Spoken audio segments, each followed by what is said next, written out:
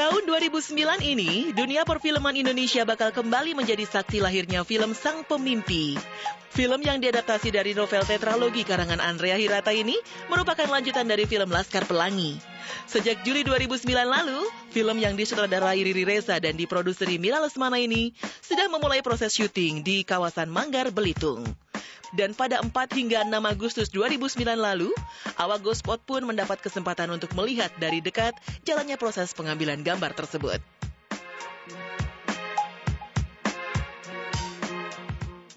Sama seperti sebelumnya, dalam film ini, Mira dan Riri juga mendapuk anak-anak Pulau Belitung sebagai pemain utama. Hanya saja, keduanya mengaku kesulitan mencari pemain yang sudah beranjak remaja usia sekolah menengah atas.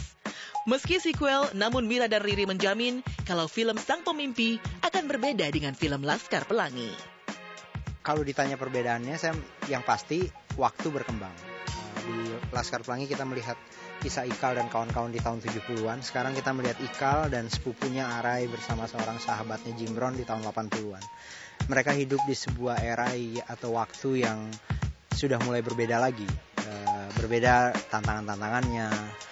Mereka sendiri juga masuk ke usia-usia yang mungkin lebih masa-masa puber gitu ya. Jadi mulai ada pertanyaan-pertanyaan yang lebih kritis tentang kehidupan gitu. Ceritanya memang di masa SMA di mana mulai tercetus mimpi untuk berangkat ke Paris gitu, dan bagaimana kemudian mereka menghadapi ini semua, terutama bagaimana bisa bergerak untuk menggapai mimpi tersebut sementara banyak sekali rintangan.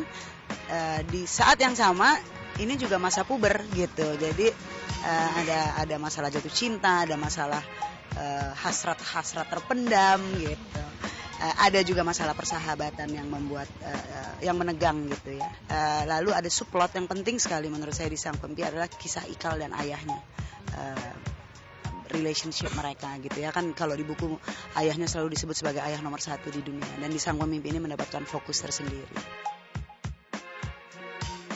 Apa yang ada dalam alam pikiran Mira Lesmana dan Riri Reza ternyata sejalan dengan Andrea Hirata, sang penulis novel. Bahkan Andrea pun optimis kalau Sang Pemimpi bakal menjadi film yang jauh lebih baik ketimbang film sebelumnya. Karena film ini sudah memenuhi 4 unsur yang dikehendakinya, yakni nilai edukasi, pencarian jati diri, resolusi remaja di masa pubertas, dan figur seorang ayah. Jadi saya excited sekali dengan Sang Pemimpi. Saya yakin ini akan menjadi film yang jauh lebih bagus dari Laskar Pelangi. Terutama karena memang mereka, Riri dan Mira, mempresentasikan skrip itu kepada saya ya. Saya baca skrip itu kemudian pulang. Saya lihat ini skrip sangat solid, ini sangat bagus. Saya menginginkan ada 4 elemen. Optimisme Andrea Hirata pun sepertinya tidak berlebihan. Apalagi dalam film Sang Pemimpi juga akan tampil Ariel Peter Pan yang berperan sebagai Arai dewasa.